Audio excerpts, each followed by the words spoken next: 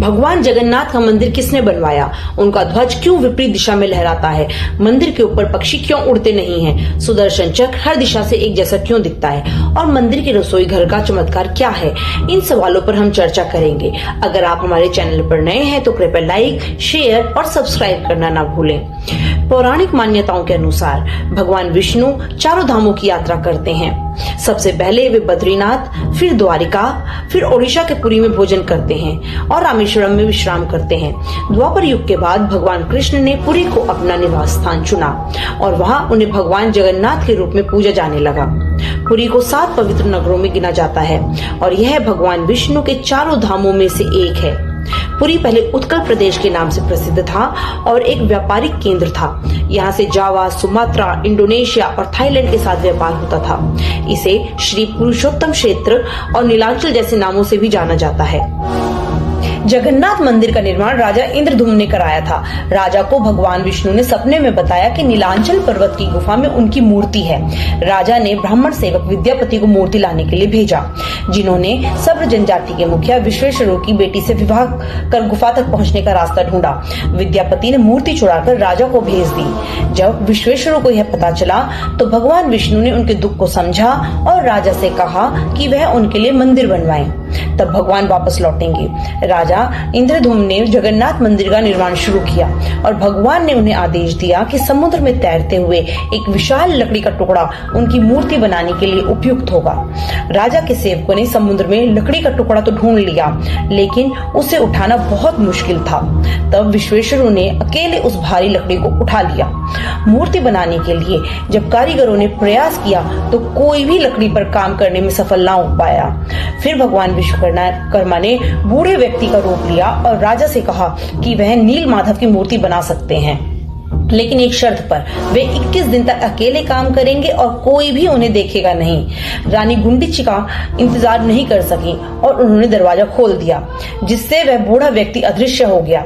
कमरे में 3 अधूरी मूर्तियां नील माधव, बलभद्र और सुभद्रा पड़ी थीं, जिनके हाथ और पैर अधूरे थे। राजा ने इसे भगवान की इच्छा मानते हुए इन्हें स्थापित किया और तब से इन मूर्तियों की पूजा की जाती है। जगन्नाथ मंदिर को भगवान विष्णु के 4 धामों में से एक माना जाता है और इसकी भव्यता और रहस्यमय पहलू इसे अद्भुत बनाते हैं। मंदिर का ध्वज विशेष है और इसके बारे में कई रहस्य हैं। यह ध्वज हमेशा हवा की विपरीत दिशा में लहराता है, चाहे हवा किसी भी दिशा में हो। वैज्ञानिक इस पर कई बार अध्ययन कर चुके हैं, लेकिन इसका सही कारण अभी तक पता नहीं चल सका है। भक्तों का मानना है कि यह भगवान जगन्नाथ की शक्ति का प्रतीक है। ध्वज बदलने की परंपरा भी बहुत महत्वपूर्ण मानी जाती है और पुजारियों को इसे बदलने के लिए विशेष प्रशिक्षण दिया जाता है। वे बिना सुरक्षा के शिखर पर चढ़कर यह कार्य करते हैं, जो उनकी भगवान के प्रति भक्ति और समर्पण का प्रतीक है। कहा जाता है कि यदि ध्वज ना बदला जाए तो मंदिर में कोई अशुभ घटना हो सकती है। इस मंदिर से जुड़ा एक और रहस्य यह है कि इस मंदिर के ऊपर से ना तो कोई पक्षी उड़ सकता है और ना ही कोई हवाई जहाज। यह बात बहुत समय से लोगों के बीच चर्चा का विषय रही है। इसका वैज्ञानिक कारण अब तक नहीं समझा जा सका है और इसके बारे में कई अलग अलग मान्यताएं हैं। आमतौर पर पक्षी किसी भी मंदिर के ऊपर से उड़ जाते हैं, लेकिन पुरी के इस मंदिर के ऊपर ऐसा नहीं होता। लोग मानते हैं कि यह जगह बहुत पवित्र है, जहाँ भगवान जगन्नाथ का वास है और शायद इसी वजह से पक्षी इस जगह के पास नहीं आते। कुछ लोग इसे भगवान जगन्नाथ की शक्ति का चमत्कार मानते हैं। उनका मानना है कि भगवान की कृपा के कारण इस मंदिर के ऊपर से कोई भी जीव उड़ नहीं पाता। जगन्नाथ मंदिर अपनी भव्यता और रहस्यों के लिए प्रसिद्ध है। मंदिर के शिखर पर स्थित सुदर्शन चक्र लगभग 20 फीट ऊंचा और 1 टन वजन का है। खास बात यह है कि इस चक्र को किसी भी दिशा से देखा जाए तो ऐसा लगता है कि यह हमेशा देखने वाले की ओर ही मुंह किए हुए है। इसे भगवान जगन्नाथ की सर्वदृष्टि का प्रतीक माना जाता है, जो यह दर्शाता है कि भगवान हर दिशा में अपनी दृष्टि रखते हैं। मंदिर का रसोई घर आनंद बाजार दुनिया का सबसे बड़ा और रहस्यमय रसोई घर है, जहां हर दिनों हजारों भक्तों के लिए महाप्रसाद तैयार किया जाता है।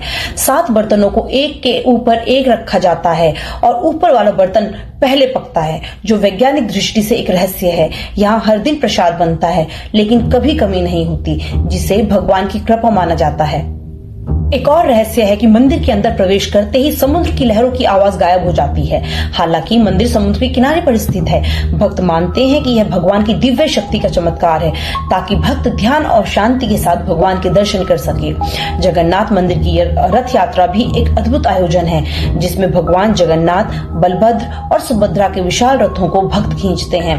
रथ यात्रा के दौरान रथ भगवान की इच्छा के अनुसार चलता है।